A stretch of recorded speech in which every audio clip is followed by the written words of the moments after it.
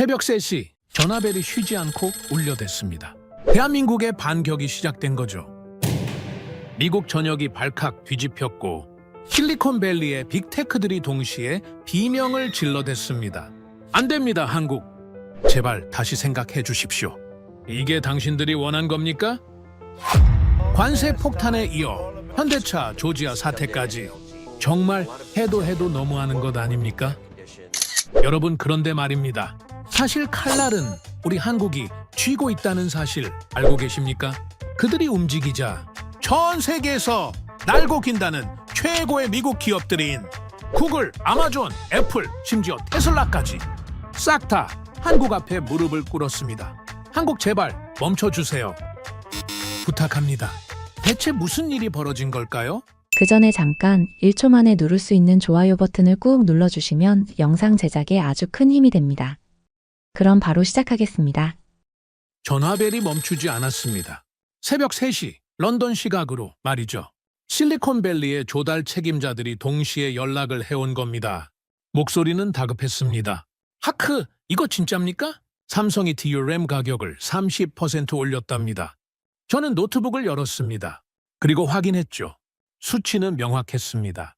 미국의 압박이 극에 달한 바로 지금 그들은 대체 무슨 생각을 하는 겁니까? 한국 제발 멈춰 주십시오. 이러면 한두 회사가 죽는 게 아니란 말입니다. 저는 맥클리언 하크입니다. 25년간 글로벌 산업 전쟁의 최전선에서 승패를 분석해온 사람이죠.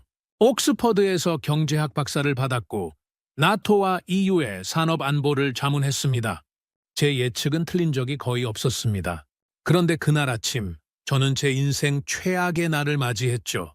화면에 뜬 수치를 다시 확인했습니다. DDR 가격이 30% 인상, 일부 품목은 연중 300까지 폭등한다는 내용이었죠. 하이닉스도 동시에 움직였습니다. 똑같은 폭으로 말이죠. 저는 손가락으로 이마를 짚었습니다.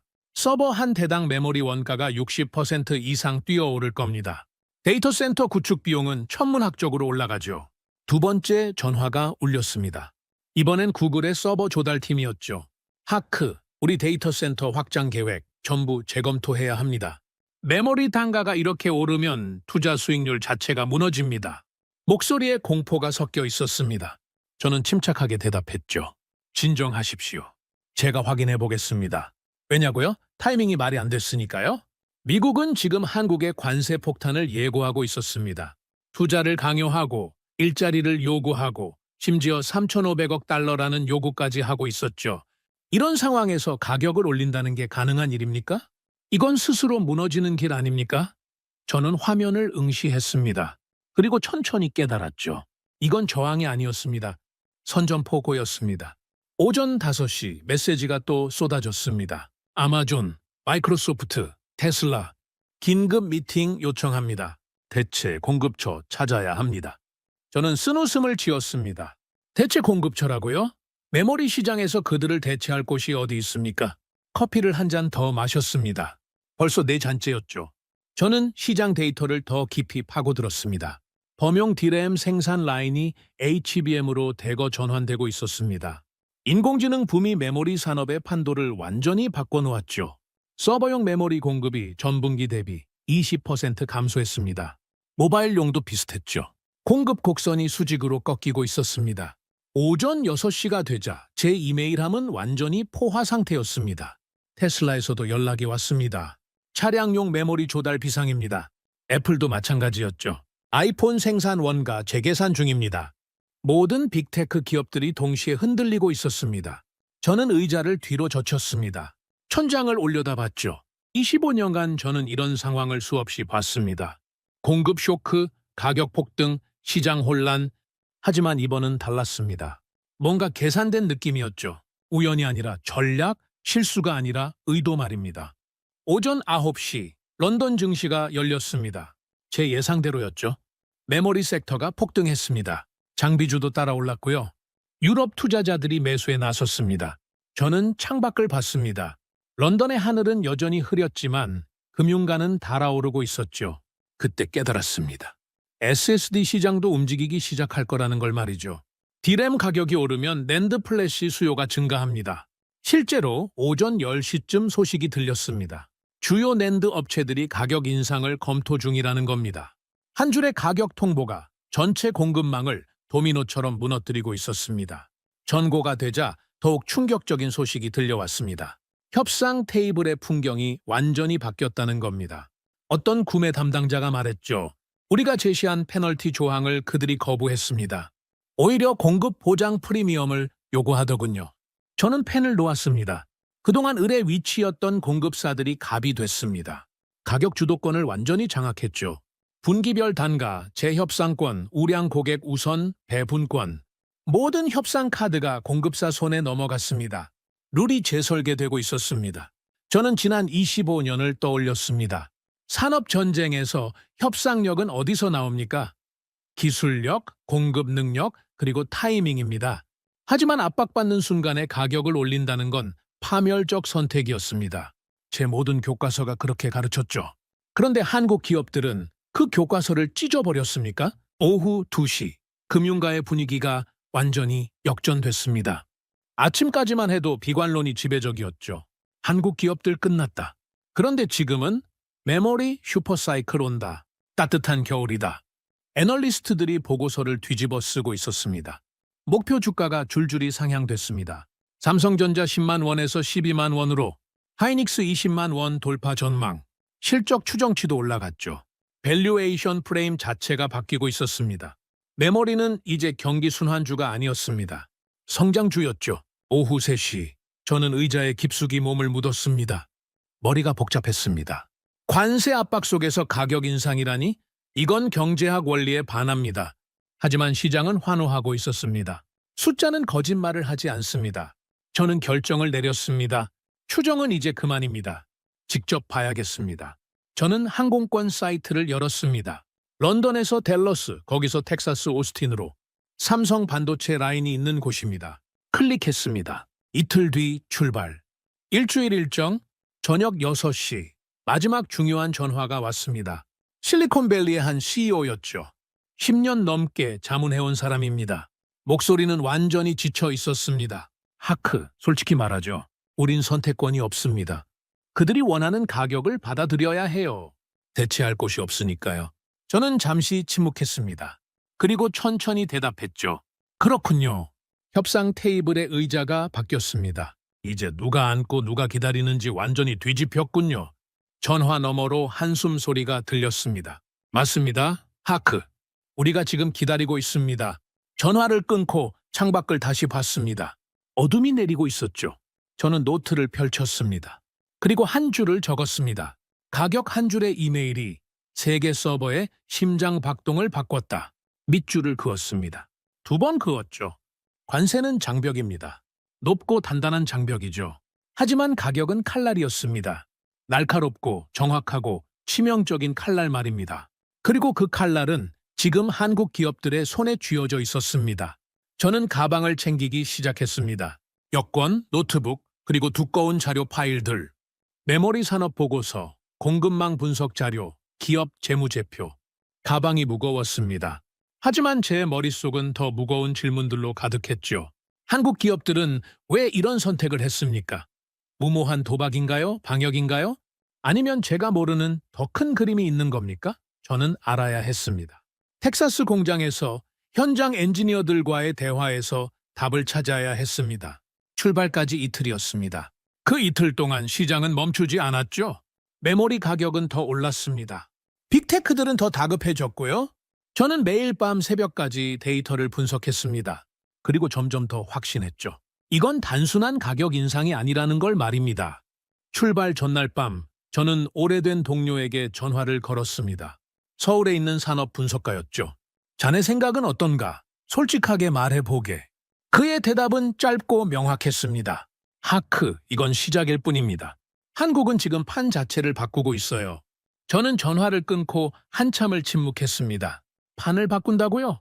25년간 저는 기존 룰 안에서 승자와 패자를 예측해왔습니다.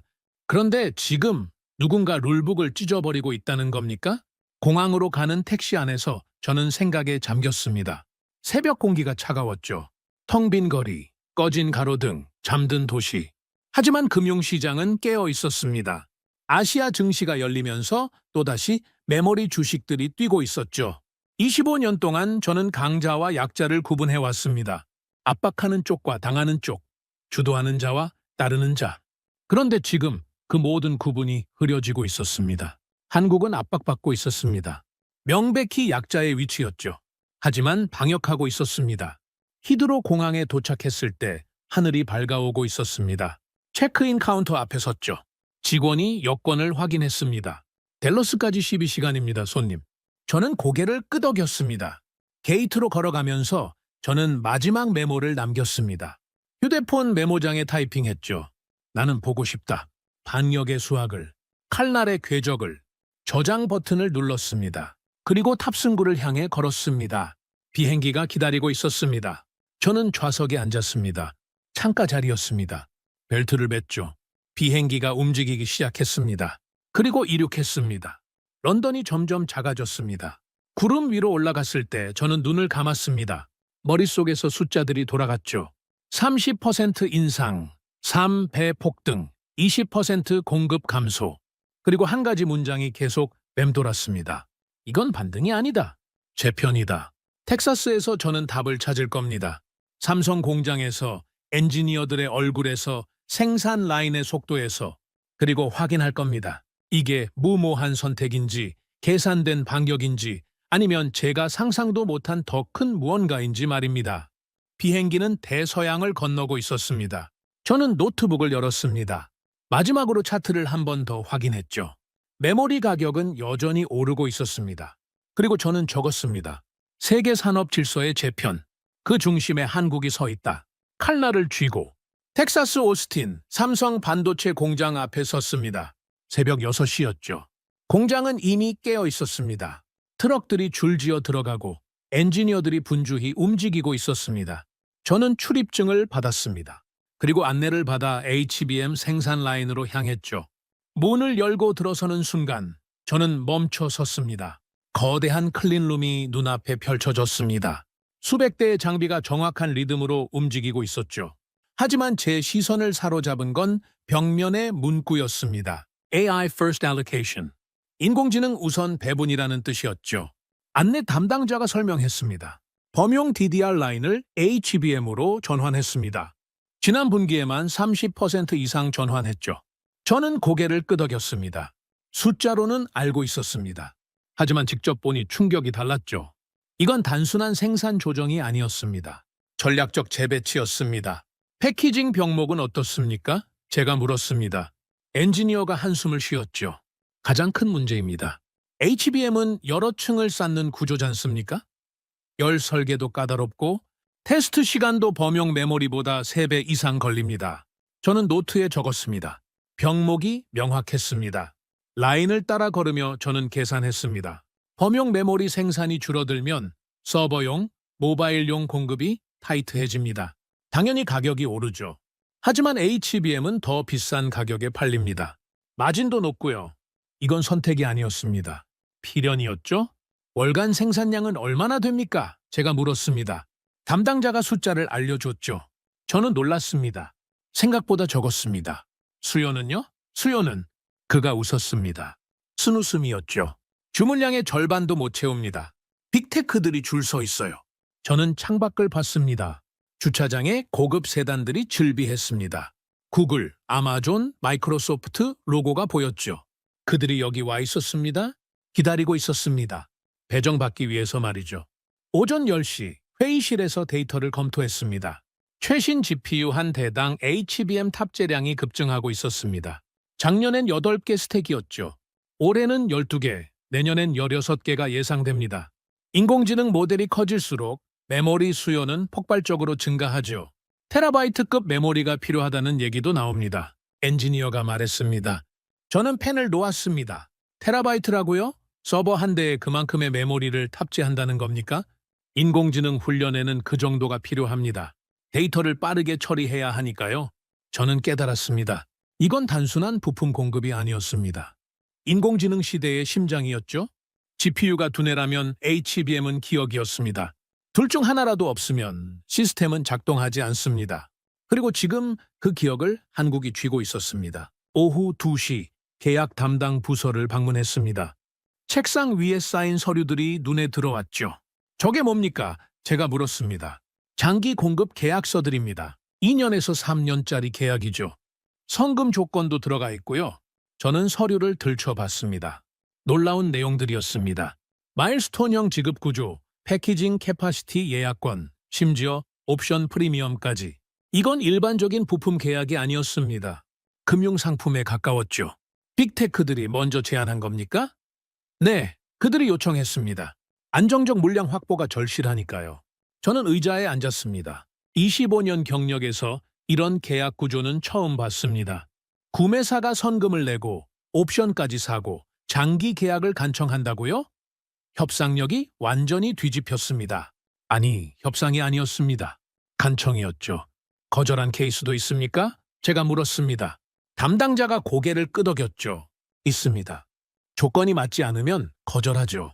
우리도 선택할 권리가 있으니까요. 저는 숨을 들이마셨습니다. 그들이 선택한다고요? 구매사를 선택한다는 겁니까? 오후 4시 현장 미팅에 참석했습니다. 빅테크 조달 책임자들이 모여 있었죠. 그들의 얼굴은 긴장으로 일그러져 있었습니다. 삼성 담당자가 프레젠테이션을 시작했습니다. 올해 HBM 생산량은 작년 대비 50% 증가합니다. 하지만 수요는 2배 이상 증가했죠. 한 CEO가 손을 들었습니다. 우리 물량은 확보됩니까? 삼성 담당자가 대답했습니다. 계약 조건을 검토 중입니다. 우량 고객에게 우선권이 있습니다. 우량 고객이라는 단어가 회의실을 무겁게 짓눌렀습니다. 그들은 이제 평가받는 입장이었습니다. 미팅이 끝난 뒤 복도에서 한 CEO를 만났습니다. 10년 직이었죠. 하크, 이거 미쳤습니다. 우리가 물량을 구걸하고 있어요. 그의 목소리는 지쳐 있었습니다. 대체할 곳이 없습니까? 제가 물었죠. 없습니다. 마이크론은 아직 멀었고 중국은 기술이 부족하고 결국 삼성과 하이닉스밖에 없어요. 저는 고개를 끄덕였습니다. 대체 불가. 이 세 글자가 모든 걸 설명했습니다. 기술은 곧 권력이죠. 그리고 지금 그 권력이 한국 손에 있었습니다. 저는 창밖을 봤습니다. 텍사스의 하늘은 맑았습니다. 하지만 빅테크의 앞날은 흐렸죠. 저녁 6시 호텔로 돌아왔습니다. 노트북을 열고 데이터를 정리하기 시작했죠. 온디바이스 인공지능이라는 트렌드도 분석했습니다. 스마트폰, PC, 차량까지 인공지능이 탑재되고 있었습니다. 그 말은 메모리 수요가 전방위로 확대된다는 뜻이죠. LPDDR과 DDR5 믹스가 상향되고 있었습니다. 중저가, 스마트폰에도 고용량 메모리가 들어갑니다. 차량은 더 심각했죠. 자율주행 레벨이 올라갈수록 메모리 용량은 기하급수적으로 증가합니다. 내열성, 신뢰성 스펙도 강화되고요. 저는 계산했습니다. 서버, 모바일, 차량, 세계 시장이 동시에 메모리를 요구하고 있었습니다. 공급은 한정됐죠. HBM으로 라인이 쏠리면서 범용 메모리는 더욱 부족해집니다. 이건 악순환이었습니까? 아니면 선순환이었습니까? 밤 10시, 저는 리포트 초안을 쓰기 시작했습니다. 제목을 고민했죠. 그리고 타이핑했습니다. HBM Fortress, HBM 요새. 요새라는 단어가 적절했습니다. 실리콘이 아니라 전략을 찍는 곳, 기술이 아니라 권력을 만드는 곳 말이죠. 첫 문단을 썼습니다. 인공지능은 계산력으로 달리지만 기억으로 살아남는다. 그리고 그 기억을 한국이 쥐고 있다. 저는 문장을 읽고 또 읽었습니다. 맞았습니다. 이게 핵심이었죠. 다음 날 아침 하이닉스 관계자와 통화했습니다. 상황은 비슷합니까? 제가 물었죠. 비슷한 정도가 아닙니다. 더 심합니다. 주문이 너무 많아서 선별해야 할 지경이에요. 저는 웃음이 나왔습니다. 공급사가 주문을 선별한다고요? 사이클 전망은 어떻게 보십니까? 제가 물었습니다. 최소 2년에서 3년입니다. 인공지능 수요는 구조적이니까요. 일시적 붐이 아니라 새로운 표준입니다. 저는 메모했습니다. 구조적 재편, 이 단어가 계속 나타났습니다. 오전 11시 공항으로 가는 택시 안에서 생각했습니다. 이틀간 본 것들이 머릿속을 맴돌았죠. AI First Allocation, 문구, 줄선 빅테크 CEO들, 선금 조건 계약서, 그리고 우량 고객 선별이라는 말. 이건 반등이 아니었습니다. 사이클 상승도 아니었죠. 구조적 재편이었습니다. 산업 질서가 바뀌고 있었습니다. 누가 을이고 누가 갑인지, 누가 주도하고 누가 따르는지 모든 게 뒤집히고 있었죠. 게이트에 앉아 마지막 메모를 남겼습니다. HBM은 칩 위의 요새다. 데이터의 성벽이다. 그리고 그 성벽 안에서 한국이 세계를 내려다보고 있다. 저장 버튼을 눌렀습니다. 비행기 탑승 안내가 나왔죠. 서울행 비행기였습니다. 한국 본사들을 직접 봐야 했습니다. 현대, LG, 한화. 그들이 어떤 전략을 짜고 있는지 확인해야 했죠. 텍사스에서 본 건 빙산의 일각이었습니다. 진짜 그림은 서울에 있을 겁니다. 비행기가 이륙했습니다. 창밖으로 텍사스가 멀어졌죠. 저는 노트북을 열었습니다. 리포트를 계속 썼습니다. 그들의 질문은 한 가지였다. 우린 배정받을 수 있는가? 가격은 묻지 않았다. 물량을 구걸했다. 태평양 상공에서 저는 사이클 시나리오를 재작성했습니다. 단기 반등 시나리오를 지웠죠. 그리고 썼습니다. 2년에서 3년 구조적 상승. 보수적으로 잡은 겁니다. 실제로는 더 길 수도 있었죠. 밤이 깊어갔습니다. 기내는 어두워졌고요. 대부분 승객들이 잠들었습니다. 하지만 저는 잠들 수 없었죠. 머릿속이 복잡했습니다. 25년간 쌓아온 산업 분석 프레임이 흔들리고 있었습니다. 압박받는 자가 반격한다. 을이 갑이 된다? 구매사가 공급세계 선금을 낸다? 이 모든 게 비논리적이었습니다. 교과서에 없는 내용이었죠. 하지만 현실이었습니다. 제 눈으로 본 현실 말입니다. 저는 창밖을 봤습니다. 칠흑 같은 밤, 태평양 어딘가 위를 날고 있었죠. 그리고 문득 깨달았습니다. 나는 지금 역사의 변곡점을 목격하고 있다는 걸 말이죠. 산업 권력의 이동, 협상 구조의 재편, 게임 룰의 변화. 한국은 더 이상 따라가는 나라가 아니었습니다. 이끄는 나라였죠. 목줄을 당하는 게 아니라 목줄을 쥔 나라였습니다. 그 목줄은 HBM이라는 이름이었고요. 새벽녘 기내식이 나왔습니다. 저는 커피를 마셨죠. 그리고 리포트 결론을 썼습니다. 이 시대의 목줄은 메모리다. 인공지능이 세상을 바꾸고 있다. 하지만 그 변화를 가능하게 하는 건 메모리다. 그리고 그 메모리를 한국이 쥐고 있다. 인천공항이 가까워졌습니다. 기장의 안내 방송이 나왔죠. 저는 안전벨트를 맸습니다. 그리고 생각했습니다. 서울에서 저는 무엇을 보게 될까?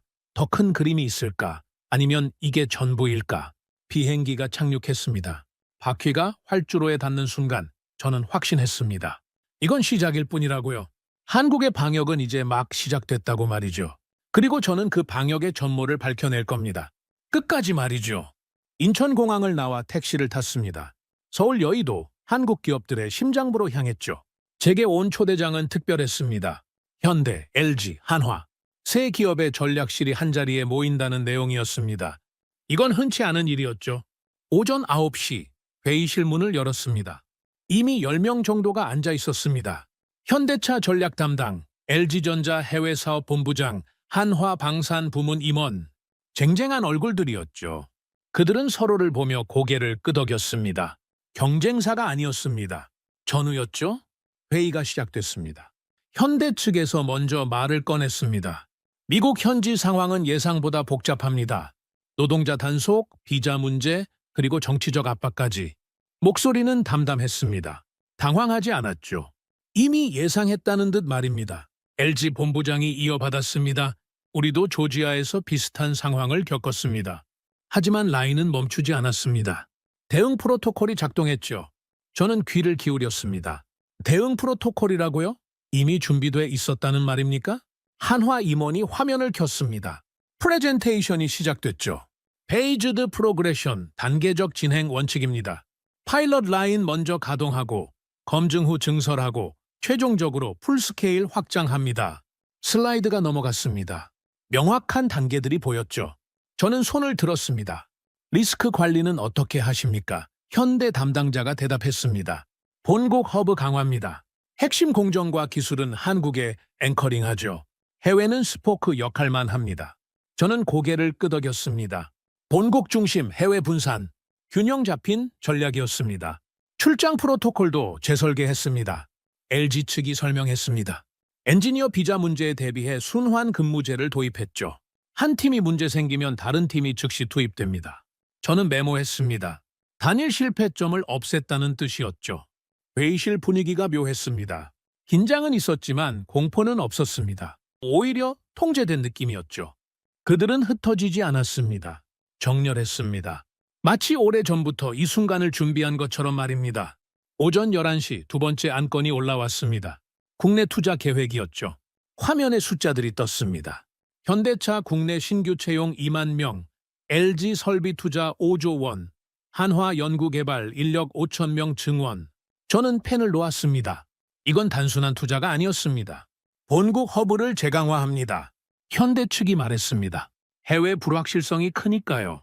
핵심 역량은 국내에 내재화합니다. LG도 동의했죠. 크리티컬 공정은 절대 해외로 나가지 않습니다. 기술 유출 리스크도 있고 정치적 변수도 있으니까요. 저는 질문했습니다. 해외 공장은 어떻게 하십니까? 축소합니까? 한화 임원이 웃었습니다. 아닙니다. 오히려 효율화합니다. 소수 정예와 자동화로 재편하죠. 그 순간 저는 알았습니다. 그들의 진짜 카드가 뭔지 말입니다. 점심 식사 후 세 번째 안건이었습니다. 화면에 공장 영상이 떴죠.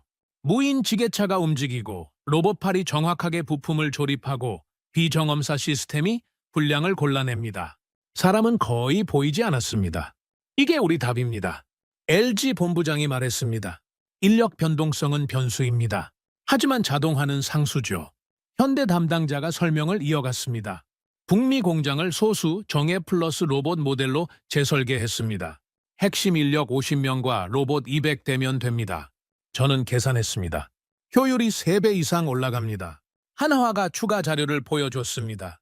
무인 지게차와 AMR, 자율 이동 로봇입니다.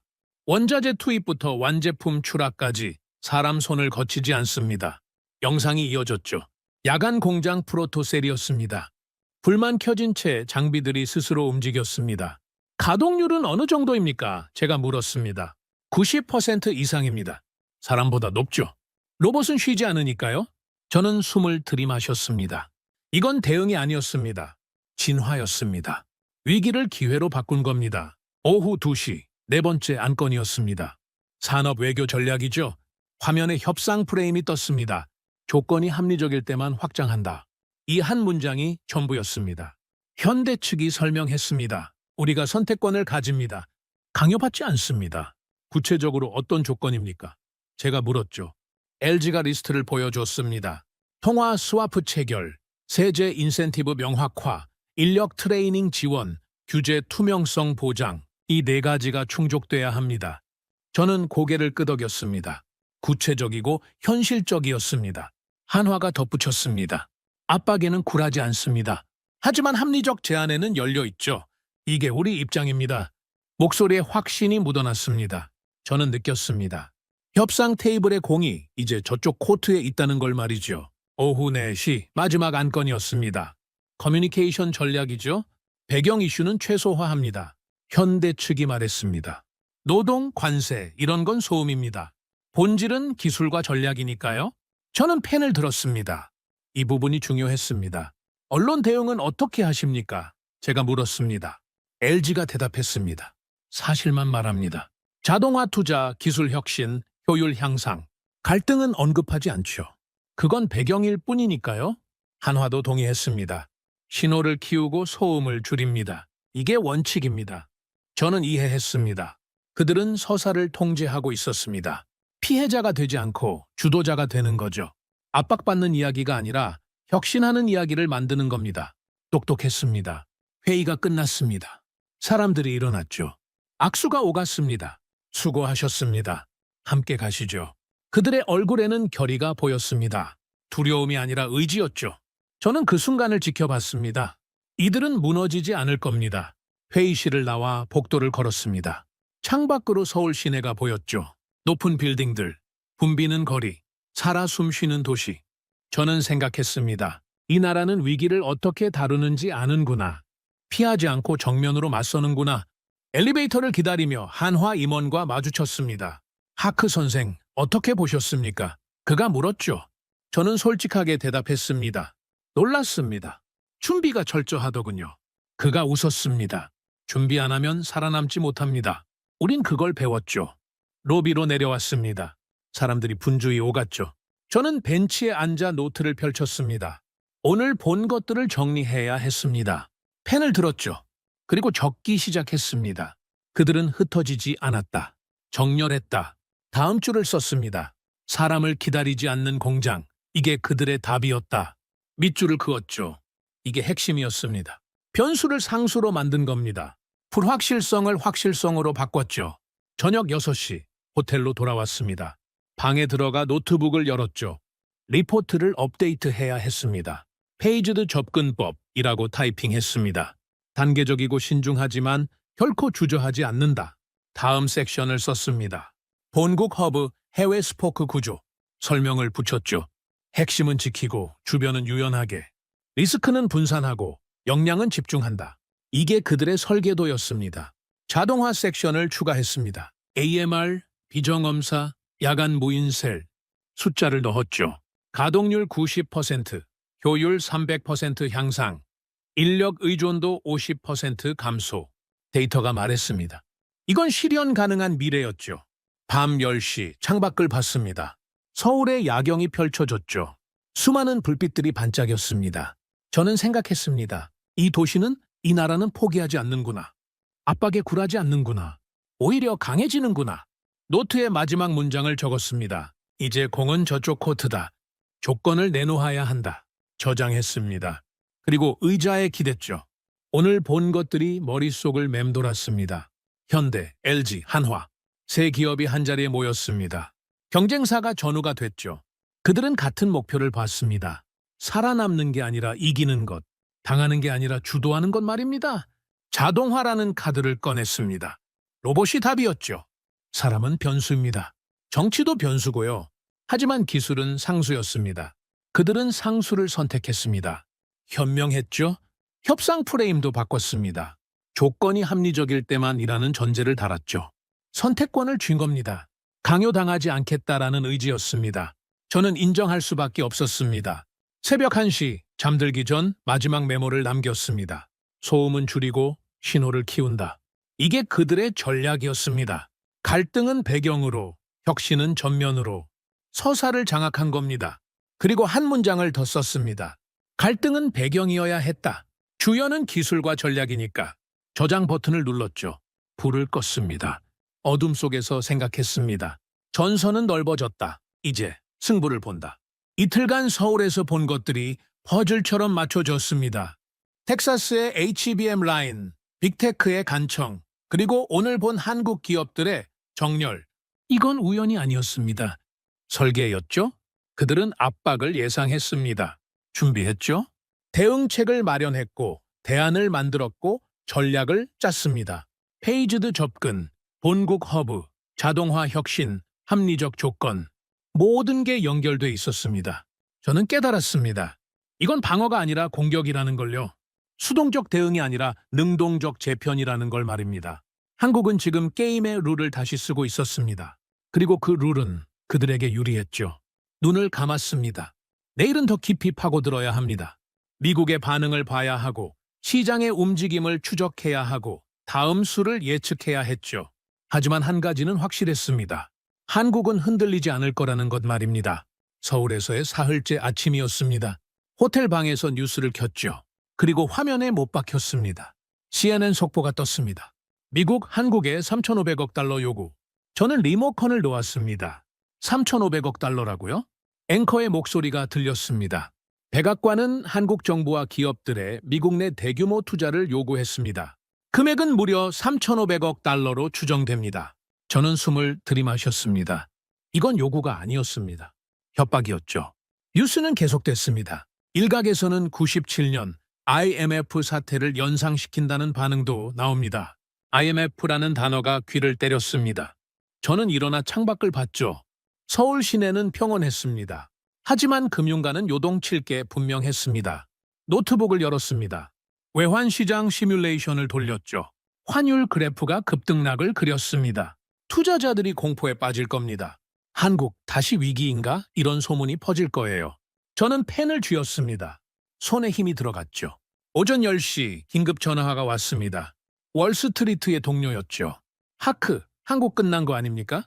3,500억 달러면 국가 재정이 흔들립니다. 저는 대답했습니다. 섣부른 판단은 이릅니다. 시장 반응을 봐야죠. 하지만 제 목소리도 떨렸습니다. 두 번째 뉴스가 터졌습니다. 조지아에서였죠. 현대와 LG 공장 현장에서 노동자 단속이 벌어졌습니다. 수백 명이 추방됐다는 소식이었죠. 저는 화면을 뚫어져라 봤습니다. 작업복 입은 사람들이 버스에 실려가고 있었습니다. 현장 리포터가 말했습니다. 이번 단속으로 현대차 공장 가동률이 일시 하락했습니다. LG도 마찬가지입니다. 저는 주먹을 쥐었습니다. 이건 산업 정책이 아니었습니다. 보복이었죠. 노동자를 잡아가며 협상을 말한다니 이게 말이 됩니까? 언론은 들끓었습니다.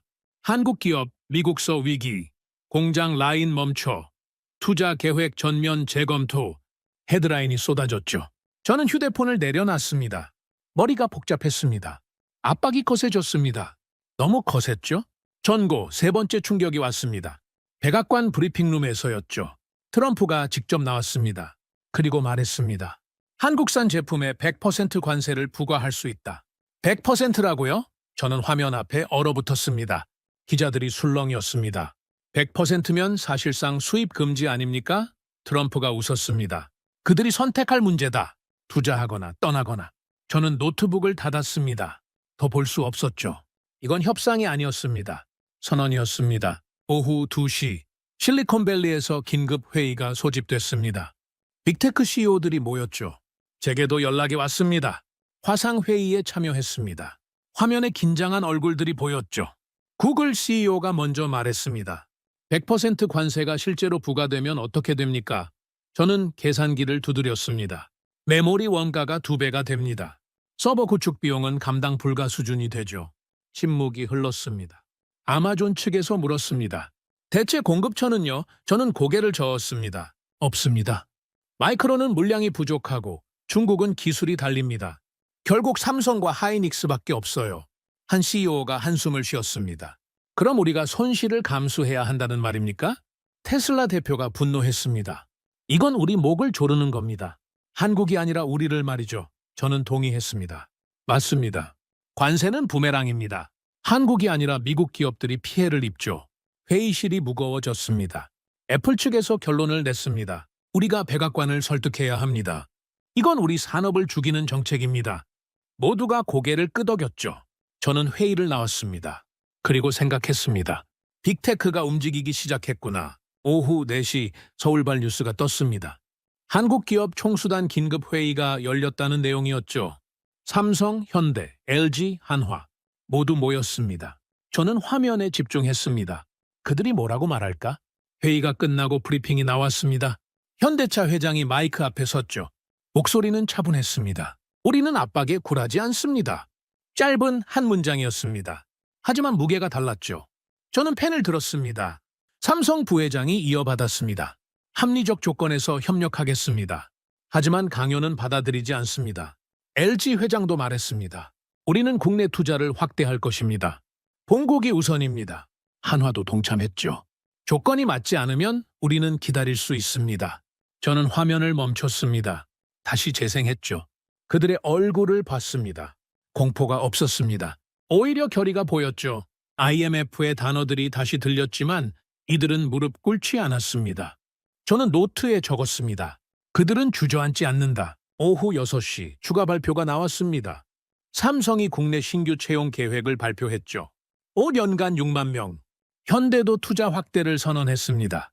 LG는 연구개발 인력 증원을 밝혔고요. 이건 메시지였습니다. 우리는 흔들리지 않는다. 저는 의자에 기댔습니다. 머릿속이 복잡했죠. 압박은 거셌습니다. 3,500억 달러 요구, 노동자 추방, 100% 관세 위협. 어떤 나라든 무너질만 했습니다. 하지만 한국은 버티고 있었습니다. 아니, 방역하고 있었죠.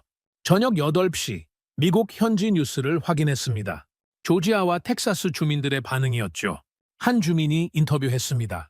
한국 공장이 없으면 우리 일자리도 없어요. 왜 그들을 쫓아냅니까? 저는 귀를 기울였습니다.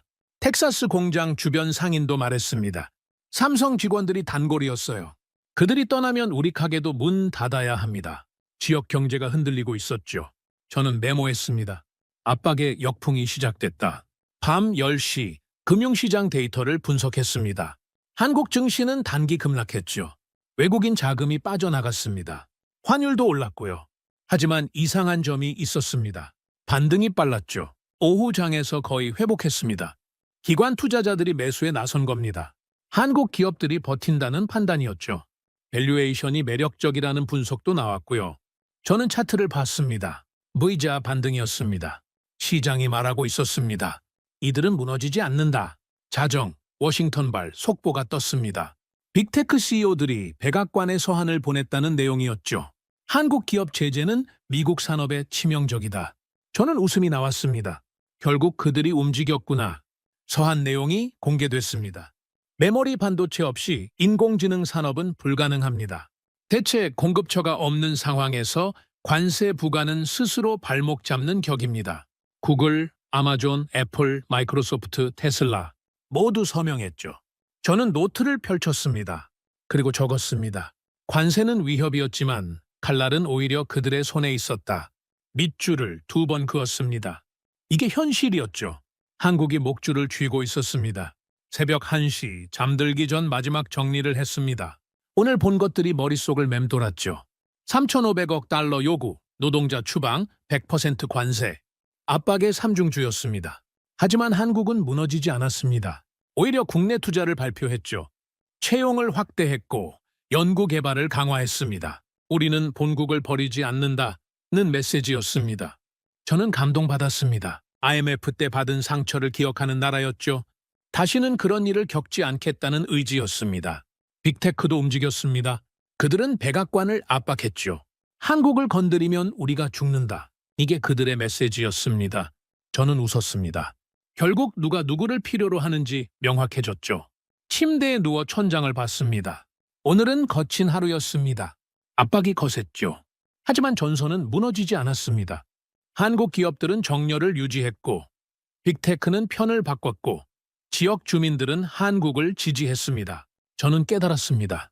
압박은 그림자일 뿐이라는 걸요. 본질은 더 단단해지고 있었습니다. 한국은 이 시험을 통과할 겁니다. 아니, 이미 통과하고 있었죠. 공포 대신 결의를 골랐으니까요. 눈을 감았습니다. 내일은 더 많은 일이 벌어질 겁니다. 시장은 요동칠 거고 정치는 격해질 거고 압박은 더 거세질 수 있습니다. 하지만 한 가지는 확실했습니다. 한국은 흔들리지 않을 거라는 것 말이죠. 마지막 메모를 남겼습니다. 나는 보았다. 공포 대신 결의를 고른 얼굴들을, 압박 속에서 더 단단해지는 의지를. 이들은 무너지지 않는다. 절대로. 저장 버튼을 눌렀습니다. 그리고 잠들었습니다. 꿈속에서도 숫자들이 돌아갔습니다. 3,500억, 100%, 6만 명. 하지만 그 숫자들 너머로 한 가지 진실이 보였습니다. 압박은 거세다. 하지만 전선은 무너지지 않는다. 한국은 버티고 있다. 그리고 이기고 있다. 서울에서의 나흘째 아침이었습니다. 호텔방에서 뉴스를 켰죠. 그리고 첫 화면에 큰 헤드라인이 떴습니다. 삼성 국내 신규 채용 6만 명 발표. 저는 리모컨을 쥔 손을 멈췄습니다. 6만 명이라고요? 앵커가 설명했습니다. 삼성전자는 향후 5년간 국내에서 6만 명을 신규 채용한다고 밝혔습니다. 반도체, 디스플레이, 가전 부문 전반에 걸친 대규모 고용 창출입니다. 저는 숫자를 곱씹었습니다. 6만 명이면 작은 도시 하나가 움직이는 규모죠. 화면에 채용 박람회 장면이 나왔습니다. 젊은이들이 줄을 서 있었죠. 구직자 인터뷰가 나왔습니다. IMF 때 우리 부모님이 일자리를 잃었어요. 이제 우리 세대에는 회사가 먼저 손을 내밀었습니다. 젊은이의 눈에 눈물이 맺혔습니다. 저는 의자에 앉았습니다. 이게 뭡니까? 미국의 압박이 극에 달한 상황에서 한국 기업이 고용을 늘린다고요? 해외가 아니라 국내에서 말입니다. 저는 계산기를 두드렸습니다. 6만 명의 평균 연봉을 곱하면 엄청난 투자액이 나옵니다. 뉴스는 계속됐습니다. 현대자동차도 국내 채용 확대를 발표했습니다. 2만 명 규모입니다. 화면이 바뀌었죠. 현대차 울산 공장 앞에 현수막이 걸려 있었습니다. 본국과 함께 갑니다. 저는 그 문구를 노트에 적었습니다. LG도 동참했습니다. 설비 투자 5조 원 확대. 뉴스가 전했죠. 5조 원이면 어마어마한 금액입니다. 연구개발 인력도 증원한다고 했습니다. 저는 펜을 놓았습니다. 이건 단순한 투자 발표가 아니었습니다. 선언이었죠. 오전 10시 기자회견장 생중계가 나왔습니다. 삼성, 현대, LG 인사 담당 임원들이 나란히 앉아 있었죠. 질문이 쏟아졌습니다. 미국 압박 속에서 국내 투자를 확대하는 이유가 뭡니까? 삼성 임원이 대답했습니다. 우리는 본국을 버리지 않습니다. IMF의 상처를 기억합니다. 그때 국민이 우리를 살렸죠. 이제 우리가 일자리로 보답할 차례입니다. 목소리는 담담했지만 무게가 실렸습니다. 저는 화면을 응시했습니다. 카메라에 잡힌 기자들 눈빛도 흔들렸죠. 현대차 임원이 이어받았습니다. 위기 때 더 뭉칩니다. 이게 우리 방식입니다. 경쟁사가 아니라 전우죠. 함께 가야 살아남습니다. LG도 말했습니다. 국내 기반을 강화하면 어떤 외부 압박도 견딜 수 있습니다. 그게 우리가 배운 교훈입니다. 저는 노트에 적었습니다. 그들은 시장이 아니라 조국을 먼저 바라보았다. 밑줄을 그었죠. 이건 경영 논리를 넘어선 선택이었습니다. 의리였고 약속이었고 신념이었습니다. 저는 감동받았습니다. 인정할 수밖에 없었죠. 오전 11시 추가 뉴스가 떴습니다. 한화그룹이었죠. 브리핑룸에 한화방산부문 회장이 나왔습니다. 우리는 조선과 방산으로도 협상력을 가지고 있습니다. 저는 귀를 기울였습니다. 조선과 방산이라고요? 화면에 자료가 떴습니다. 한화의 최신 함정 수출 계약서였죠. 유럽과 중동의 2조 원 규모 수출이 확정됐습니다. 회장이 설명했습니다. 방산 기술은 동맹의 언어입니다. 우리는 그 언어로도 말할 수 있죠. 저는 메모했습니다. 반도체만이 아니었습니다. 조선소 현장 영상이 나왔습니다. 거대한 함정이 건조되고 있었죠. 용접 불꽃이 튀었습니다. 나레이션이 흘렀습니다. 한국의 조선 기술은 세계 최고 수준입니다. 군함부터 특수선까지 만들 수 있죠. 저는 고개를 끄덕였습니다. 강철은 여기서도 울리고 있었습니다. 한화 회장이 마이크 앞에서 말했습니다. 반도체가 칩의 전쟁이라면 우리는 바다와 하늘의 전쟁도 준비돼 있습니다. 모든 게 협상 카드가 될 수 있습니다. 저는 웃음이 나왔습니다. 똑똑했죠. 한 우물만 파지 않았습니다. 전고 가장 놀라운 뉴스가 터졌습니다. 미국 현지 반응이었죠. 텍사스 주민들이 청원을 시작했다는 내용이었습니다. 삼성, 다시 돌아와 달라. 저는 화면을 확대했습니다. 청원서 제목이 크게 보였죠. 청원 내용을 읽었습니다. 삼성 공장이 없으면 우리 지역 경제가 무너집니다. 일자리가 사라지고 상권이 죽습니다. 제발 돌아와 주십시오. 서명자가 이미 5만 명을 넘었습니다. 저는 숨을 들이마셨습니다. 역전이 일어나고 있었습니다. 조지아도 마찬가지였습니다. 현지 뉴스가 보도했죠. 현대차 떠나면 우리 카운티는 끝입니다. 한 주민이 인터뷰했습니다. 그들이 세금을 내고 일자리를 주고 경제를 살렸어요. 왜 쫓아냈습니까? 목소리에 분노가 섞였습니다. LG 공장 근처 식당 주인도 나왔습니다. 한국 엔지니어들이 단골이었어요. 매출의 절반이 그들에게서 나왔죠. 이제 가게 문 닫아야 합니다. 카메라가 텅 빈 식당을 비췄습니다. 의자에 먼지가 쌓여 있었죠. 저는 노트에 적었습니다. 청원서의 제목은 간단했다. 돌아와 달라. 세 글자였습니다. 하지만 무게는 무거웠죠. 주민들이 한국 기업을 원하고 있었습니다. 필요로 하고 있었습니다. 저는 확신했습니다. 의존이 뒤집혔다고요. 오후 2시 지역 정치인들도 움직이기 시작했습니다. 텍사스 주지사가 성명을 냈죠. 한국 기업들과의 관계를 재정립해야 합니다. 그들은 우리 경제의 핵심입니다. 조지아 상원의원도 동참했습니다. 백악관은 지역 목소리를 들어야 합니다.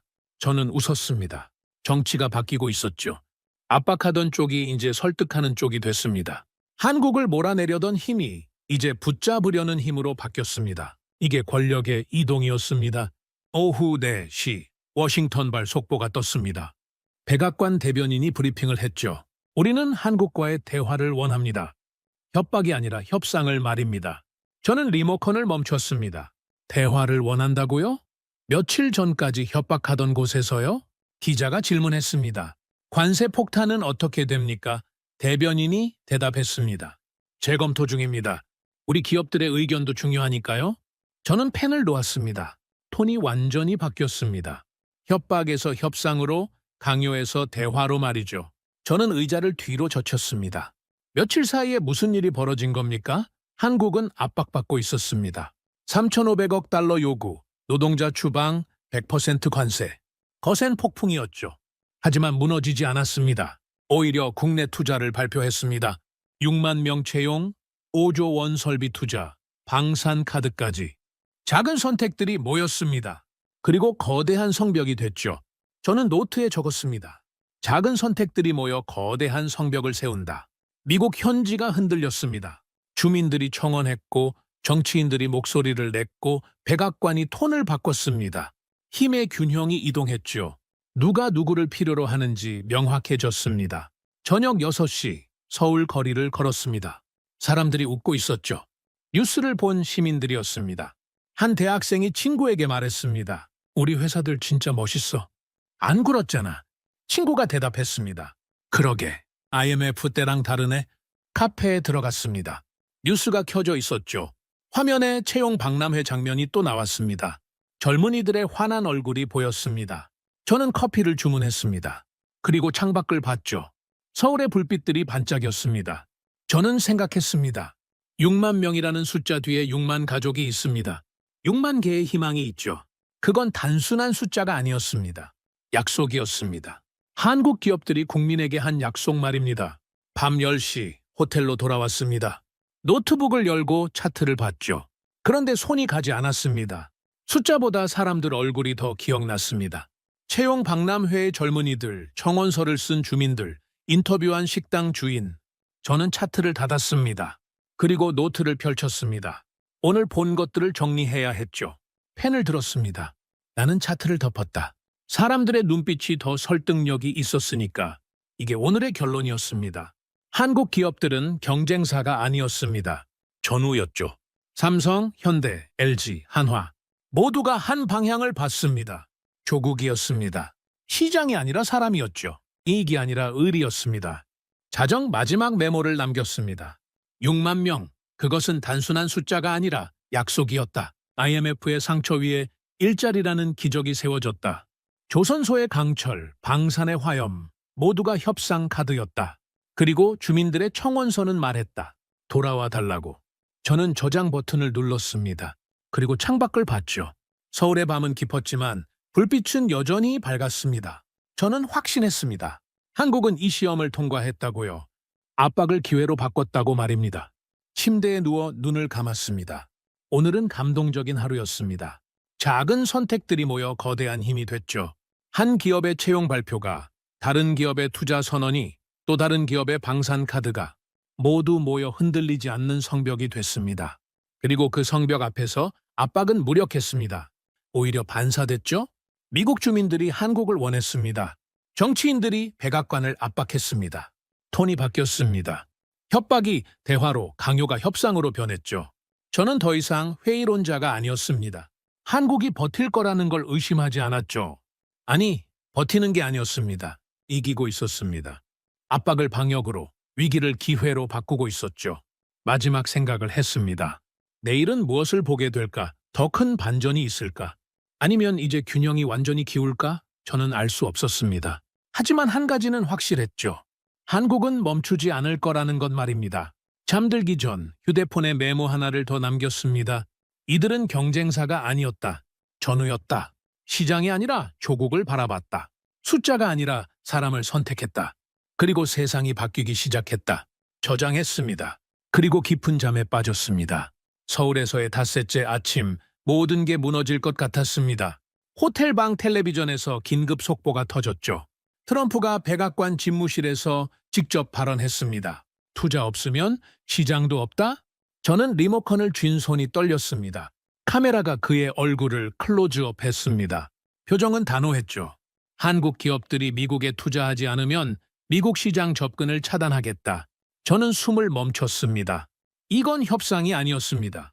최후 통첩이었죠. CNN 앵커가 분석했습니다. 사실상 선택권을 주지 않겠다는 뜻입니다. 투자하거나 시장을 잃거나. 저는 의자에 앉았습니다. 다리에 힘이 풀렸죠. 이 정도일 줄은 몰랐습니다. 압박이 이렇게까지 거세질 줄은요. 오전 8시 금융시장이 반응했습니다. 서울 증시 선물이 급락했죠. 저는 차트를 켰습니다. 붉은 그래프가 화면을 가득 채웠습니다. 코스피 선물이 3% 하락, 환율은 10원 급등. 숫자들이 폭포처럼 쏟아졌습니다. 외국인 자금이 빠져나가기 시작했습니다. 데이터를 확인했죠. 새벽부터 2천억 원이 순매도됐습니다. 그리고 계속 늘고 있었습니다. 저는 펜을 쥐었습니다. 손에 땀이 났죠. 공포가 시장을 지배하고 있었습니다. 뉴스 속보가 연이어 떴습니다. 원화 급락, 1,300원 돌파, 코스피 2% 하락 출발, 외국인 패닉셀 우려, 헤드라인들이 불안을 증폭시켰습니다. 저는 창밖을 봤죠. 여의도 증권가가 보였습니다. 건물들은 평온했지만 안은 아수라장일 겁니다. 오전 9시 증시가 개장했습니다. 제 예상대로였죠? 대량 매도 물량이 쏟아졌습니다. 삼성전자가 5% 하락, 하이닉스는 7% 급락, 현대차와 LG도 무너졌습니다. 붉은 숫자들이 화면을 뒤덮었죠. 트레이딩룸에서 전화가 왔습니다. 아는 펀드 매니저였죠. 하크, 이거 멈출 수 있습니까? 손절매가 쏟아지고 있어요. 목소리가 떨렸습니다. 저는 대답했습니다. 진정하십시오. 패닉은 패닉을 부릅니다. 하지만 제 목소리도 흔들렸죠. 환율 차트를 다시 봤습니다. 1,350원까지 치솟았습니다. 외환 딜러가 메시지를 보냈죠. 방어선이 무너지고 있습니다. 당국 개입 없이는 1,400원도 뚫립니다. 저는 계산기를 두드렸습니다. 1,400원이면 기업들 수익성이 타격받습니다. 오전 10시 블룸버그 속보가 떴습니다. 한국 외환위기 재현 우려. 저는 화면을 멈췄습니다. 외환위기라고요? IMF라는 단어가 또 등장했습니다. 해외 언론들이 일제히 보도하기 시작했죠. 코리아 인 크라이시스, 위기의 한국이라는 제목이었습니다. 월스트리트에서 전화가 쏟아졌습니다. 한국 포지션 정리해야 합니까? 추가 하락 얼마나 더 갑니까? 저는 대답할 수 없었습니다. 시장은 이성을 잃었죠. 공포가 지배하고 있었습니다. 저는 노트북을 덮었습니다. 더 볼 수가 없었죠. 오전 11시 더 충격적인 소식이 터졌습니다. 미국 현지 한국 공장에서였죠. 텍사스 삼성 라인에서 긴급 회의가 열렸다는 겁니다. 현지 매니저가 말했습니다. 한국 엔지니어 없이는 라인 가동이 불가능합니다. 영상이 나왔습니다. 멈춰선 생산 라인이었죠. 미국인 작업자들이 장비 앞에 서 있었습니다. 한 작업자가 인터뷰했습니다. 이 장비는 한국 엔지니어만 다룰 수 있어요. 우린 배우지 못했습니다. 목소리에 불안이 묻어났습니다. 조지아 현대차 공장도 마찬가지였습니다. 생산성이 30% 떨어졌다는 보고가 나왔죠. 현장 책임자가 말했습니다. 핵심 기술자들이 돌아가야 합니다. 그들 없이는 버틸 수 없어요.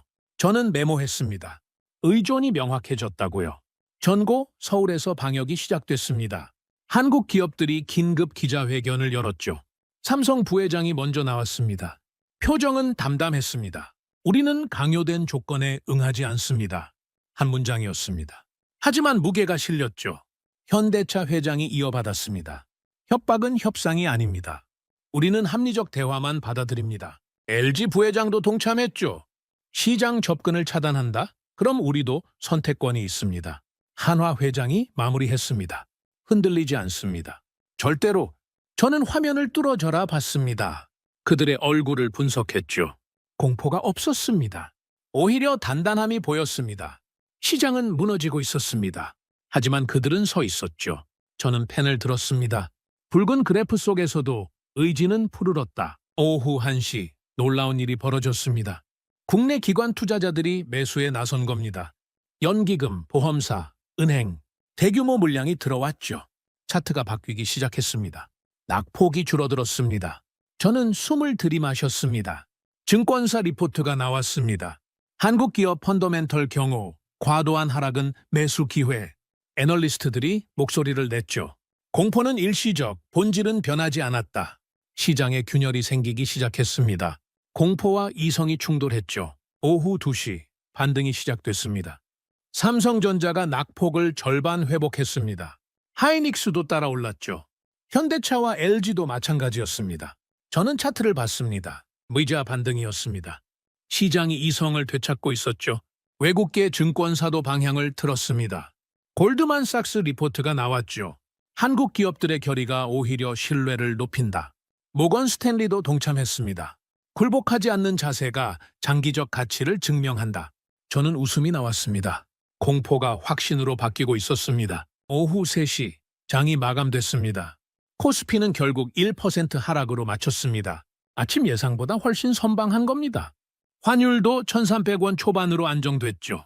저는 차트를 저장했습니다. 오늘 시장은 시험이었습니다. 그리고 한국은 통과했죠. 해외 언론 반응이 바뀌기 시작했습니다. 파이낸셜 타임스가 헤드라인을 바꿨습니다. 한국 압박 속에서도 흔들리지 않다. 월스트리트 저널도 마찬가지였죠. 강요 거부한 한국 기업, 시장은 신뢰로 화답. 서사가 바뀌고 있었습니다. 오후 5시, 미국 현지에서 긴급 뉴스가 터졌습니다. 텍사스 주지사가 백악관에 직접 전화했다는 겁니다. 삼성 없이는 우리 주 경제가 무너집니다. 협박을 멈추십시오. 조지아 주지사도 동참했죠. 현대차가 떠나면 일자리 2만 개가 사라집니다. 미국 현지 공장 앞에서 주민 집회가 열렸습니다. 수백 명이 모였죠. 플래카드가 보였습니다. 우리는 한국 기업이 필요하다. 정치가 경제를 죽인다. 한 주민이 인터뷰했습니다.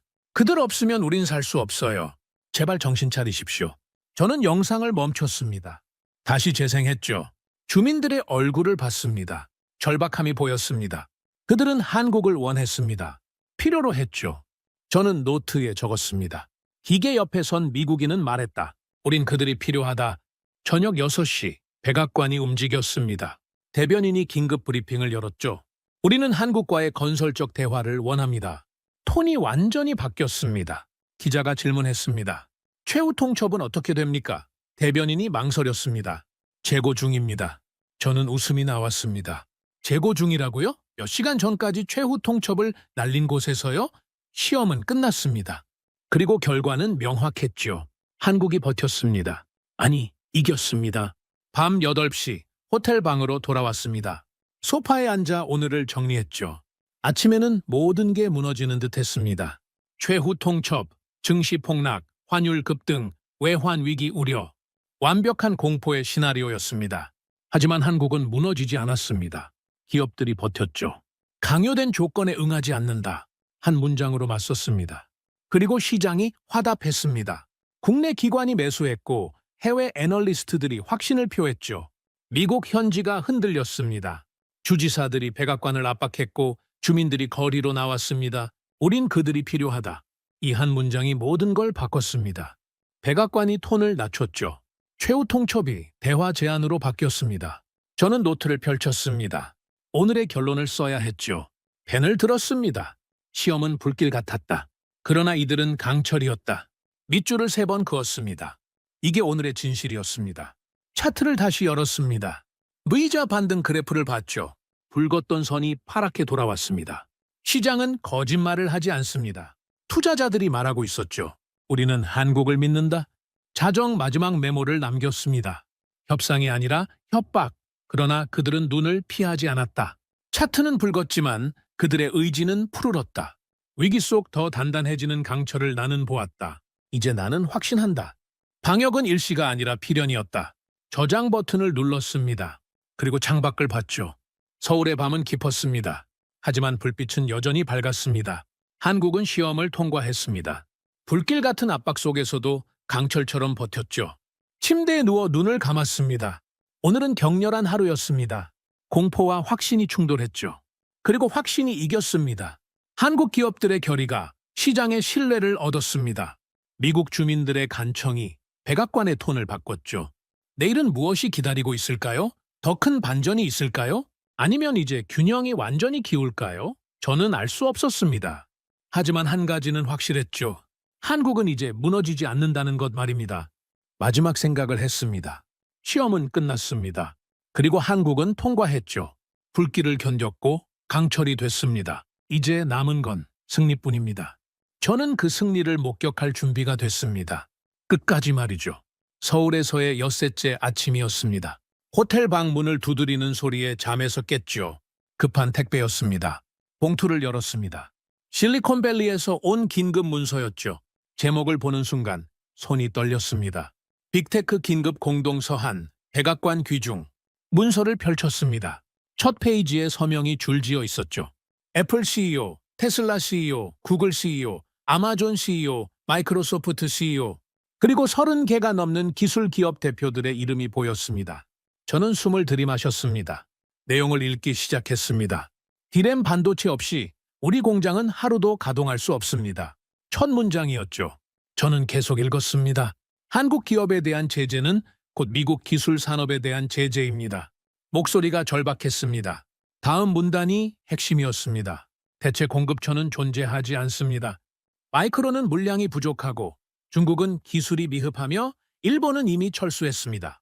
결국 삼성과 하이닉스밖에 없습니다. 저는 펜으로 밑줄을 그었습니다. 항복 선언이나 다름없었죠. 마지막 문단을 읽었습니다. 백악관의 즉각적 개입을 요청합니다. 이대로 가면 미국 기술 산업 전체가 위기에 빠집니다. 저는 문서를 내려놨습니다. 협상 테이블 위에 올려진 건 항복의 서명과 다름없었습니다. 오전 9시 CNN 속보가 떴습니다. 빅테크 CEO들이 백악관을 방문했다는 소식이었죠. 영상이 나왔습니다. 검은 정장을 입은 CEO들이 백악관으로 들어가고 있었습니다. 표정이 심각했죠. 저는 화면을 확대했습니다. 백악관 브리핑룸 앞에서 기자들이 몰려들었습니다. 한 기자가 소리쳤죠. 관세가 실제로 부과되면 어떻게 됩니까? 애플 CEO가 잠깐 멈춰 섰습니다. 상상하고 싶지 않습니다. 짧은 대답이었지만 무게가 실렸죠. 오전 10시 더 충격적인 분석이 나왔습니다. 골드만삭스 리포트였죠. 100% 관세 시나리오 분석 제목을 보고 클릭했습니다. 첫 페이지에 계산표가 있었습니다. 서버 한 대당 원가 증가액, 데이터 센터 구축 비용 폭증, 연간 손실 추정치. 숫자들이 충격적이었습니다. 구글 연간 손실 10조 원, 아마존 8조 원, 마이크로소프트 6조 원. 합계를 보고 입이 벌어졌죠. 30조 원이 넘었습니다. 저는 계산기를 두드렸습니다. 이건 관세가 아니었습니다. 리포트는 계속됐습니다. 한국산 메모리 없이는 인공지능 개발이 중단됩니다. 클라우드 서비스 확장이 멈추고 신제품 출시가 지연됩니다. 저는 노트에 적었습니다. 관세는 그들 스스로를 가격의 감옥에 가둔 쇠사슬이었다. 전고 미국 현지 뉴스가 터졌습니다. 텍사스와 조지아에서 대규모 집회가 열렸다는 겁니다. 영상을 봤죠. 수천 명이 모여 있었습니다. 플래카드가 눈에 들어왔습니다. 삼성 없이 텍사스 없다. 현대차 돌아와라. 한 주민이 마이크를 잡았습니다. 한국 기업이 없으면 우리 일자리도 없습니다. 제 아들도 딸도 이웃도 모두 그 공장에 다닙니다. 목소리가 떨렸죠. 군중이 박수를 쳤습니다. 돌아와 달라! 돌아와 달라! 구호가 울려 퍼졌습니다. 조지아에서도 마찬가지였습니다. 현대차 공장 앞 광장이 사람들로 가득했죠. 우리 카운티 경제의 60%가 현대차입니다. 한 상인이 말했습니다. 그들이 떠나면 우린 다 문 닫아야 해요. 여자가 울먹였습니다. 지역 언론도 일제히 보도했습니다. 한국 기업 없는 텍사스, 상상할 수 없다. 조지아의 심장, 현대차, 헤드라인이 쏟아졌죠. 저는 화면을 캡처했습니다. 주민들의 청원서는 간단했습니다. 돌아와 달라. 세 글자였죠. 오후 2시 정치권이 움직이기 시작했습니다. 텍사스 상원의원이 성명을 냈죠. 백악관은 지역 목소리를 무시하고 있습니다. 삼성은 우리 주의 자랑입니다. 조지아 주지사도 가세했습니다. 현대차 제재는 곧 조지아 제재입니다. 연방 하원 의원 50명이 공동 서한을 발표했습니다. 한국 기업 압박 중단하라. 민주당과 공화당이 함께 서명했죠. 저는 눈을 비볐습니다. 초당적 움직임이었습니다. 한국 문제가 정치를 넘어섰습니다. 백악관이 압박받기 시작했습니다. 언론이 보도했죠. 백악관, 사면 초과, 빅테크 주민 정치인 모두 반대. CNN 앵커가 말했습니다. 백악관이 완전히 고립됐습니다. 저는 고개를 끄덕였습니다. 포위당했죠. 오후 4시 결정적 순간이 왔습니다. 백악관 대변인이 긴급 브리핑을 열었죠. 기자들이 몰려들었습니다. 대변인이 단상에 섰습니다. 표정이 굳어 있었죠. 우리는 한국과의 건설적 대화를 원합니다. 첫 문장이었습니다. 기자가 손을 들었습니다. 최후 통첩은 철회합니까? 대변인이 망설였습니다. 우리는 유연한 접근을 모색하고 있습니다. 저는 웃음이 나왔습니다. 유연한 접근이라고요? 며칠 전까지 투자 아니면 퇴출이라던 곳에서요. 다른 기자가 물었습니다. 관세 폭탄은요? 대변인이 종이를 받습니다. 재검토 중입니다. 우리 기업들의 의견을 존중합니다. 저는 펜을 놓았습니다. 재검토라고요? 100% 관세를 재검토한다고요? 톤이 완전히 바뀌었습니다. 마지막 질문이 날카로웠습니다. 결국 백악관이 물러선 겁니까? 대변인이 당황했죠. 물러선 게 아니라 대화로 전환한 겁니다. 저는 노트에 적었습니다. 그들은 결국 무릎을 꿇었다. 말은 협상이었으나 눈빛은 간청이었다. 오후 6시 시장이 반응했습니다. 뉴욕 증시에서 한국 관련 주식들이 폭등했죠. 삼성 ADR이 10% 급등, 현대차도 8% 올랐습니다. 월스트리트가 환호하고 있었습니다. 위기 끝났다. 한국 승리.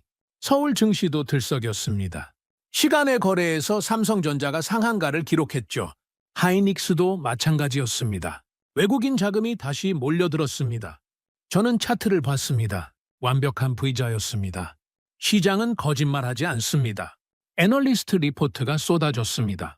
한국 기업, 협상력 입증, 메모리 공급 독점 재확인, 투자 의견 상향. 모건 스탠리가 목표가를 올렸죠. JP 모건도 동참했습니다. 저는 웃었습니다. 며칠 전 공포에 떨던 사람들이었는데요. 저녁 8시 워싱턴발 추가 소식이 떴습니다. 백악관이 한국 정부에 공식 대화를 제안했다는 겁니다. 상호 이익을 위한 협력 방안 논의, 외교 채널이 열렸죠. 저는 문서를 읽었습니다. 톤이 완전히 달랐습니다. 압박과 협박이 사라졌습니다. 대신 협력과 상생이라는 단어가 가득했죠. 한국 기업들의 기여를 인정한다. 합리적 조건에서 협의하고 싶다. 저는 형광펜으로 줄을 그었습니다. 이게 항복 문서였습니다. 밤 10시 실리콘밸리에서 전화가 왔습니다. 아는 CEO였죠. 하크, 우리가 이겼습니다. 백악관이 물러섰어요. 목소리가 들떠 있었습니다. 저는 대답했습니다. 당신들이 이긴 게 아닙니다. 한국이 이긴 겁니다. 침묵이 흘렀죠. 그가 인정했습니다. 맞습니다. 그들이 이겼어요. 우린 그저 살아남았을 뿐이죠. 전화를 끊었습니다. 저는 창밖을 봤습니다. 서울의 야경이 더 밝게 빛나는 것 같았죠. 이 도시가, 이 나라가 해냈습니다. 자정 노트를 정리했습니다. 오늘 본 것들이 역사적이었죠.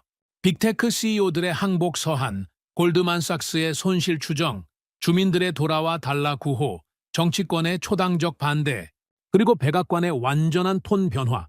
협상 테이블이 뒤집혔습니다. 앉는 자와 서는 자가 바뀌었죠. 요구하는 쪽이 간청하는 쪽이 됐습니다.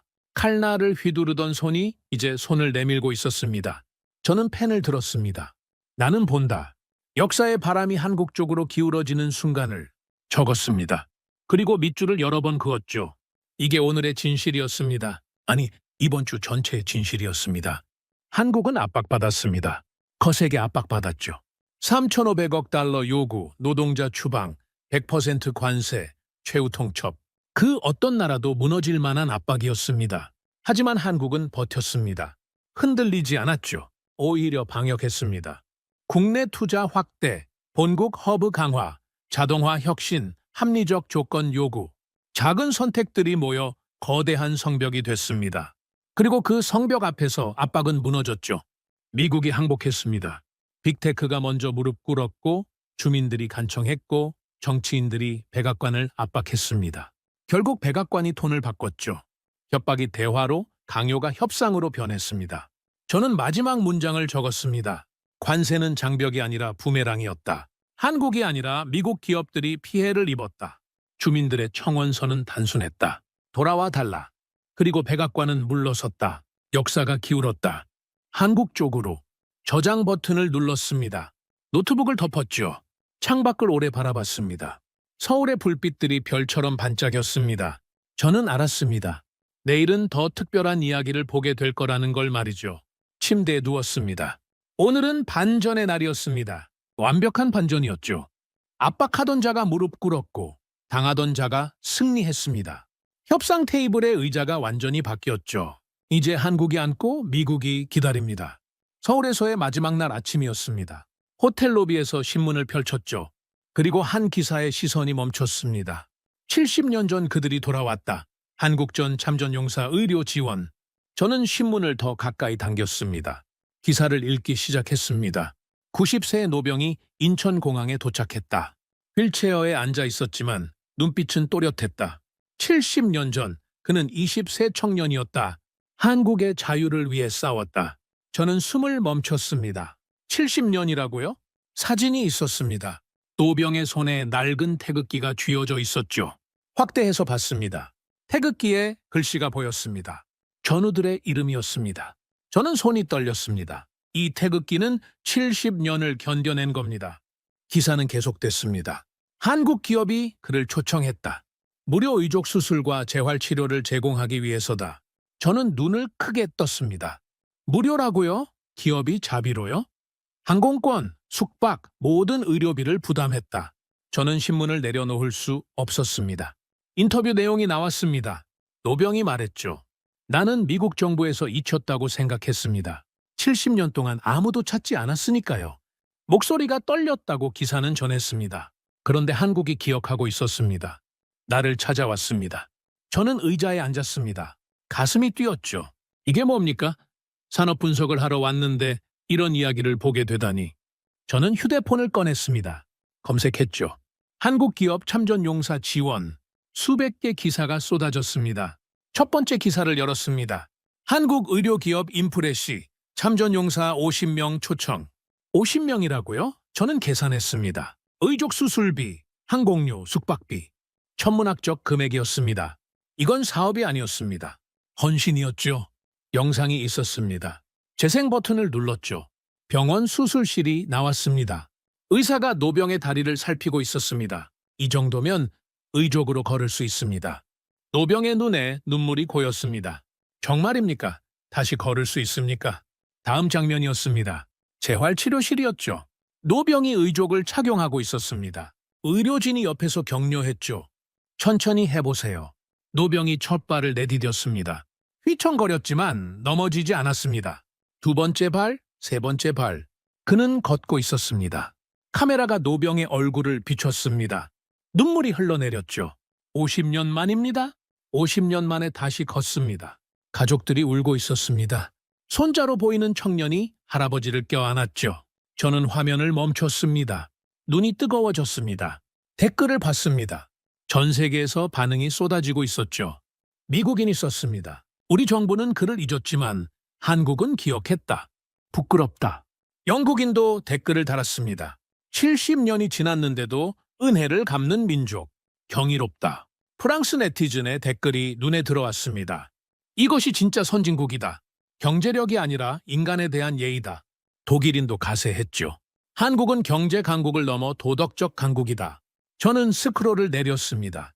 수천 개의 댓글이 이어졌습니다. 오전 10시 추가 기사를 찾았습니다. 태극기 키링 프로젝트 제목이었죠. 클릭했습니다. 내용이 놀라웠습니다. 참전 당시 병사들이 서명한 태극기를 디지털화해서 키링으로 만들었다는 겁니다. 사진이 있었습니다. 작은 키링이었죠. 하지만 확대하면 글씨가 보였습니다. 존 스미스 20세 텍사스, 윌리엄 존스 19세 캘리포니아. 청년들의 이름과 고향이 빼곡했습니다. 저는 숨을 들이마셨습니다. 이건 기념품이 아니었습니다. 역사였죠. 기사는 설명했습니다. 키링 판매 수익금 전액은 참전용사 의료 지원에 재투자됩니다. 가격을 봤습니다. 10,000원. 저렴했죠. 하지만 의미는 값을 매길 수 없었습니다. 이미 10만 개가 팔렸다. 저는 계산했습니다. 10억 원이었습니다. 구매자 명단이 공개돼 있었습니다. 한국인만이 아니었죠. 미국인, 영국인, 호주인. 전 세계에서 주문이 들어왔습니다. 한 미국인이 댓글을 달았습니다. 우리 할아버지 이름이 있습니다. 70년 만에 찾았습니다. 감사합니다, 한국. 전고, 병원 방문 기사를 봤습니다. 참전 용사들이 한꺼번에 모인 자리였죠. 사진이 나왔습니다. 휠체어와 지팡이. 하지만 표정은 밝았습니다. 한 노병이 말했습니다. 우리는 잊힌 전쟁에 잊힌 병사들이었습니다. 그가 계속 말했죠. 미국에서는 아무도 한국전을 기억하지 않습니다. 베트남 전쟁에 묻혔죠. 목소리가 떨렸습니다. 하지만 한국은 기억하고 있었습니다. 70년이 지났는데도 말입니다. 옆에 앉은 노병이 손을 잡아줬습니다. 인터뷰가 이어졌습니다. 다른 참전 용사였죠. 나는 죽기 전에 한 번만 더 한국에 가고 싶었습니다. 내가 지킨 나라가 어떻게 됐는지 보고 싶었죠. 그가 창밖을 봤습니다. 폐허였던 땅에 이런 도시가 섰습니다. 내 인생이 헛되지 않았다는 증거입니다. 저는 눈물을 닦았습니다. 인정합니다. 울었습니다. 25년 경력의 냉철한 분석가가 울었죠. 하지만 어쩔 수 없었습니다. 이건 숫자로 설명할 수 없는 이야기였으니까요. 오후 2시 해외 언론 반응을 검색했습니다. 뉴욕타임스가 특집 기사를 냈더군요. 한국 70년 전 은혜를 갚다. 첫 문단이 인상적이었습니다. 강대국은 무력과 경제력으로 정의된다. 하지만 한국은 다른 방식으로 강대국이 됐다. 기억으로. BBC도 보도했습니다. 잊지 않는 나라, 한국. 기자가 썼더군요. 서구 국가들이 참전 용사를 잊을 때 한국은 그들을 찾아 나섰다. 이것이 진정한 품격이다. 르몽드는 더 직설적이었습니다. 한국은 은혜를 아는 마지막 국가다. 소셜미디어가 폭발했습니다. 해시태그가 트렌드에 올랐죠. Thank you Korea, never forget, 70 years later. 전 세계 네티즌들이 참여했습니다. 사진을 올렸고 이야기를 공유했고 감동을 표현했습니다. 오후 4시 인프레시 CEO 인터뷰를 찾았습니다. 기자가 물었죠. 왜 이런 일을 하십니까? CEO가 대답했습니다. 우리 부모님 세대가 그들 덕분에 살아남았습니다. 우리의 오늘은 그들의 희생 위에 있죠. 그가 계속 말했습니다. 경제 성장도 중요합니다. 하지만 은혜를 갚는 것은 더 중요합니다. 카메라를 똑바로 봤죠. 이건 사업이 아닙니다. 의무입니다. 인간으로서의 의무 말입니다. 저는 그 장면을 캡처했습니다. 저녁 6시 마지막 기사를 읽었습니다. 참전용사 귀국 장면이었죠. 인천공항 출국장이었습니다. 노병들이 휠체어에서 일어나 걷고 있었습니다. 의족 덕분이었죠. 한 노병이 태극기를 흔들었습니다. 고맙습니다, 한국, 사랑합니다. 주변 사람들이 박수를 쳤습니다. 공항 직원도 여행객도 모두가 일어나서 박수를 보냈죠. 한 한국인 여대생이 달려가 노병을 껴안았습니다. 아니요, 저희가 고맙습니다. 할아버지 덕분에 저희가 있습니다. 노병이 눈물을 흘렸습니다. 저는 노트북을 닫았습니다. 더 이상 볼 수 없었죠. 가슴이 벅찼습니다. 저는 창밖을 봤습니다. 서울 시내가 보였죠. 빌딩들, 도로들, 사람들. 70년 전 이 모든 게 없었습니다. 폐허였죠.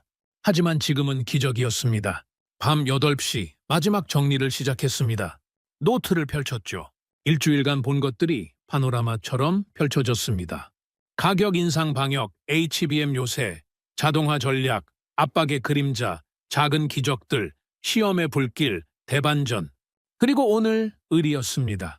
저는 펜을 들었습니다. 리포트 결론을 써야 했죠. 손이 떨렸지만 또박또박 적었습니다. 강대국은 힘으로만 정의되지 않는다. 한국은 의리로 완성된 강대국이다.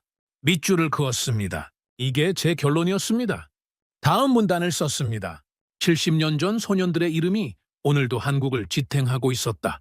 태극기에 새겨진 서명들, 그것은 단순한 글씨가 아니었다. 약속이었다. 그리고 한국은 그 약속을 지켰다. 저장했습니다. 마지막 문단이었습니다. 나는 결론 내렸다. 이 나라는 단순한 경제 강국이 아니다. 기적이다. 폐허에서 일어나 세계를 놀라게 했고 압박 속에서 방역했으며 무엇보다 은혜를 잊지 않았다. 이것이 한국이다. 자정, 호텔방 짐을 쌌습니다. 내일 아침 런던행 비행기를 탈 예정이었죠. 가방에 자료들을 넣었습니다.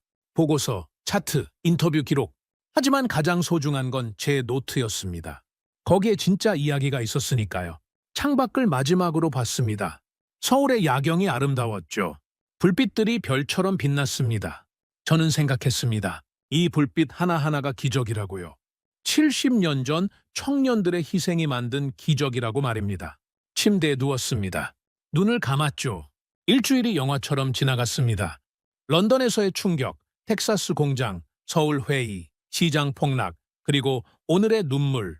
모든 게 연결돼 있었습니다. 반격과 의리, 전략과 감동이 하나였죠. 저는 확신했습니다. 한국은 특별하다고요. 단순히 경제가 강해서가 아니라 영혼이 강해서라고요.